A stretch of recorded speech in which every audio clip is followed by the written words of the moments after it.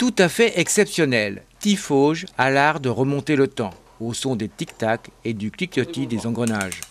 Les 10 bénévoles vous accueillent au musée Lusso de l'horloge publique, vous faisant découvrir 40 horloges et 15 fabricants. Le musée a été créé il y a quelques années dans un atelier qui a été dédié à la fabrication d'horloges publiques, puisque construit en 1870 pour la fabrication d'horloges publiques. Qu'est-ce qu'une horloge publique? C'est l'horloge qui équipe les tours, les églises, les beffrois, les mairies et tout ce que vous voulez qui donne l'heure au public, y compris les gares. Château aussi. Il y a aussi les châteaux, en particulier dans la Sarthe. La société Lusso a été créée en 1870 par Gabriel. Moi, j'en suis à la 4e génération. Gabriel qui a eu l'idée, il était menuisier, voyez-vous, comme quoi on arrive à tout. Et il travaillait le soir dans son grenier, aux dépens de sa femme. Et un jour, il a fait sa première horloge en bois. Nous ne l'avons pas retrouvée. Et grâce aux prêtres du pays, qui étaient beaucoup plus, pas intelligents, mais formés, etc., lui a dit, mais il ne faut pas rester sur ce modèle-là, il faut commencer à faire des pièces mécaniques. Et voilà le début du lancement. D'autre part, je pense qu'il faut se rappeler que c'est en 1894, au mois de mars, qui a été déclarée en France une heure officielle, parce qu'il y avait le train qui commençait à arriver.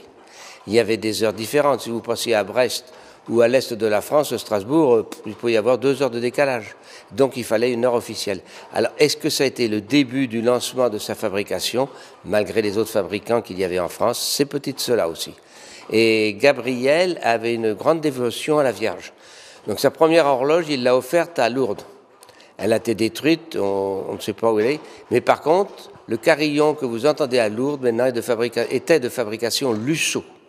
L'horloge a été installée en 1875 et le carillon en 1895. La grande rosace extérieure qui fait, devinez, 5 mètres de diamètre. Les chiffres sont en émail, ils font 52 cm, 2005, l'année de son décès. Voyez-vous. Et après Lusso, c'est propagé. Lusso, mon père, Joseph, a racheté en 1929 justement le bâtiment dans lequel vous vous trouvez. C'est un bâtiment qui renferme toute la collection d'horloges et comme je vous le précise, je pense que c'est la seule collection d'horloges publiques qui soit présentée dans un atelier qui était dédié à la fabrication de ces horloges. Il a fonctionné jusqu'en 1980.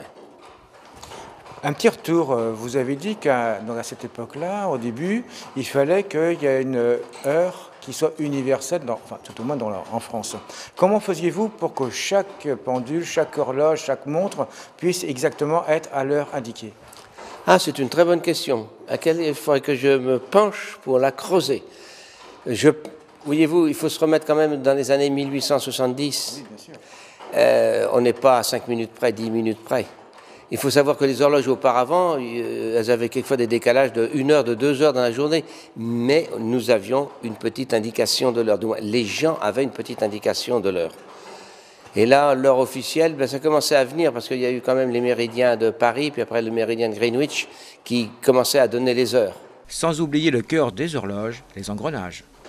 Ah, le fonctionnement des engrenages, quand vous pensez qu'il y a 200 ans, les engrenages, tout était fait à la main. Les grandes roues qui font 50 cm de diamètre, toutes les dents étaient faites à la main. Vous voyez le nombre de coups de scie qu'il faut donner. Et donc de précision. Et de précision ensuite, parce qu'ils avaient toujours des gabarits. On travaillait tout le temps dans la mécanique avec des gabarits. Alors bien sûr, totalement différent de nos téléphones qui nous montrent l'heure. Ah, tout à fait différent, mais comme je vous le précisais, 30 secondes ou 1 minute près, c'était déjà très correct à cette époque-là. Nous avançons dans le temps et les gens n'étaient pas esclaves du temps, comme nous le sommes en ce moment.